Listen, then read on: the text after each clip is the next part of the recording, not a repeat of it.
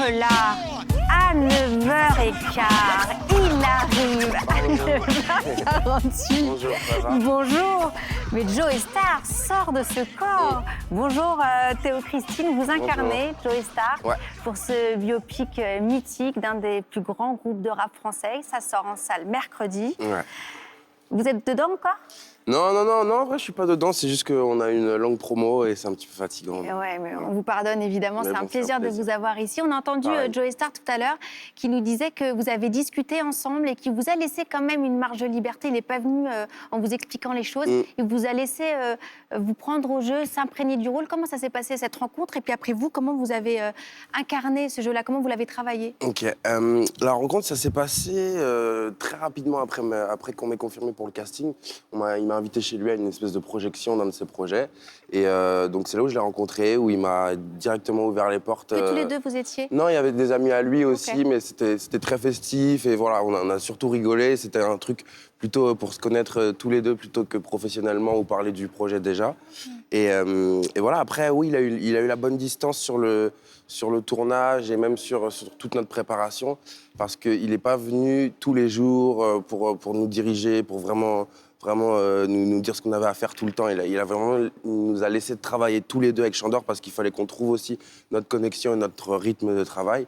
Et voilà, il est venu une première fois au bout de 2 mois, quand on avait déjà bien travaillé, pour qu'on puisse lui montrer un truc déjà assez travaillé et assez pro, de sorte à ce qu'il soit content de la chose déjà, et que nous, ça nous motive aussi, voilà. Pression ou pas pression le jour où on vous propose d'incarner Joey Starr à l'écran? Alors, moi, je connaissais pas hyper bien NTM, ni l'histoire de Joey, tout ça. Donc, au début, pas forcément de pression. Au début, je le prends comme un super rôle que je viens d'avoir. Donc, je vois pas tout ce prisme NTM, tout ce qu'on a à raconter, toute cette époque et toutes ces choses qui se sont passées qu'on a à raconter.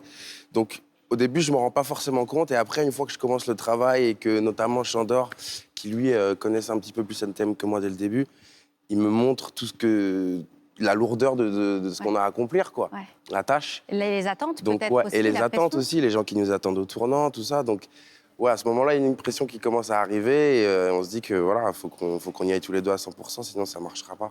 Est-ce que dans la vraie vie, Chandor est un peu cool chaîne et vous êtes quand même aussi un peu Joey Starr? Est-ce que dans votre tempérament, il y a une flexibilité chez vous, comme il y a quelque chose de plus rigoureux chez lui ou pas? C'est assez difficile à répondre, c'est assez dur de prendre du recul là-dessus, mais bon, je vais vous répondre en disant que Didier, souvent ce que Audrey dit, c'est que, ou même Chandor l'a dit, c'est on fonctionne à l'instinct tous les deux, on est un peu dans le moment présent et tout, donc je pense que ça c'est un truc qui nous est commun à tous les deux. Et Chandor, ça va être un côté très professionnel, très perfectionniste qu'il a avec Louchen aussi.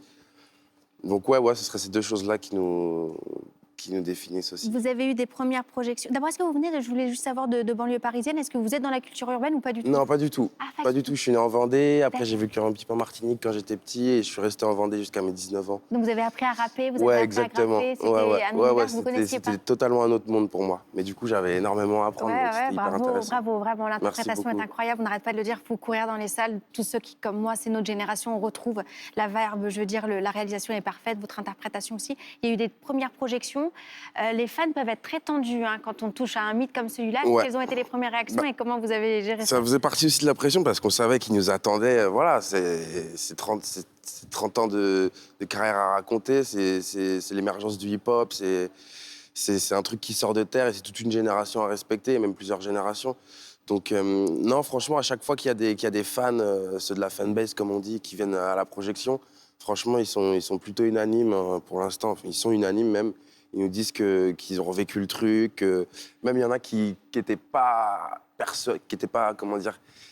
très enthousiastes ou qui nous disaient ouais, on le sentait pas, on allait dire qu'est-ce que c'est que ça et tout. Et ils nous le disent vraiment, ils sont honnêtes et ils nous disent les gars, vous nous avez convaincus et tout.